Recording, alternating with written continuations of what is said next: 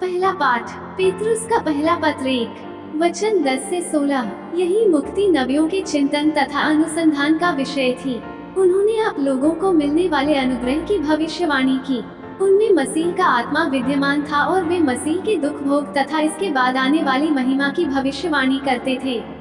नबी ये जानना चाहते थे कि आत्मा किस समय और किन परिस्थितियों की ओर संकेत कर रहा है।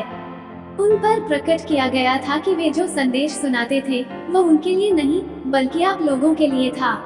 अब सुसमाचार के प्रचारक स्वर्ग से भेजे हुए पवित्र आत्मा की प्रेरणा से आप लोगों को वही संदेश सुनाते हैं। स्वर्गदूत भी इन बातों की पूरी जानकारी प्राप्त करने के लिए उत्सुक हैं। इसलिए आप लोग सतर्क और संयमी बने रहें और उस अनुग्रह पर पूरा भरोसा रखें जो ईसा मसीह के निकट होने पर आपको प्राप्त होगा। आप आज्ञाकारी संतान बनकर अपनी वासनाओं के अनुसार आचरण नहीं करें जैसा कि पहले किया करते थे जब आप लोगों को ज्ञान नहीं मिला था।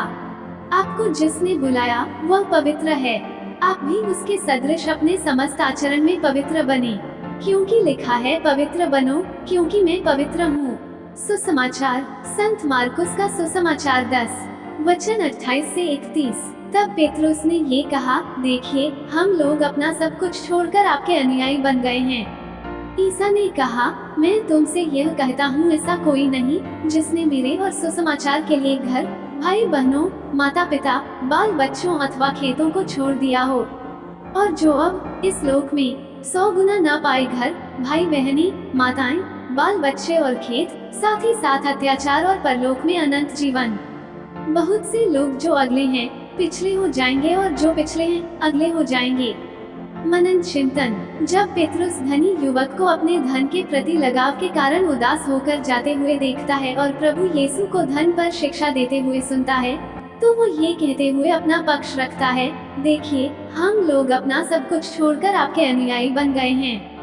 इस पर प्रभु यीशु उन लोगों को 100 गुना आशीर्वाद देने का वादा करता है जो उनके लिए और सुसमाचार के लिए सब कुछ और हर किसी को पीछे छोड़ देते हैं। हालांकि उन्होंने ये भी उल्लेख किया है कि खरीस्ती या शिष्यत्व एक लाभ का धंधा नहीं माना जाना चाहिए, और वे कहते हैं कि उनके शिष्यों को तमाम आशीषों के साथ ही साथ उत्पीड़न भी मिलेगा।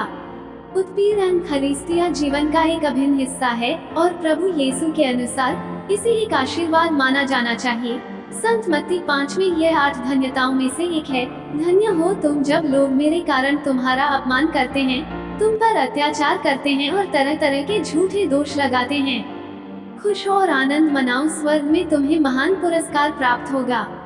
तुम्हारे पहले के नबियों पर भी उन्होंने इसी तरह अत्याचार किया। मसीहियों को आश्वस्त किया जा सकता है कि वे जिस उत्पीड़न का सामना करते हैं वो ईश्वर और यीशु के प्रति उनकी विश्वासयोग्यता का प्रमाण है। संत पापा फ्रांसिस कहते हैं, यदि एक खरीस्तिया को जीवन में कोई कठिनाई नहीं होती है और सब कुछ ठीक ठाक चलता है, तो ये समझना चाहिए कि उनके खरीस्तिया होने में कुछ तो गड़बड़ है। आमीन।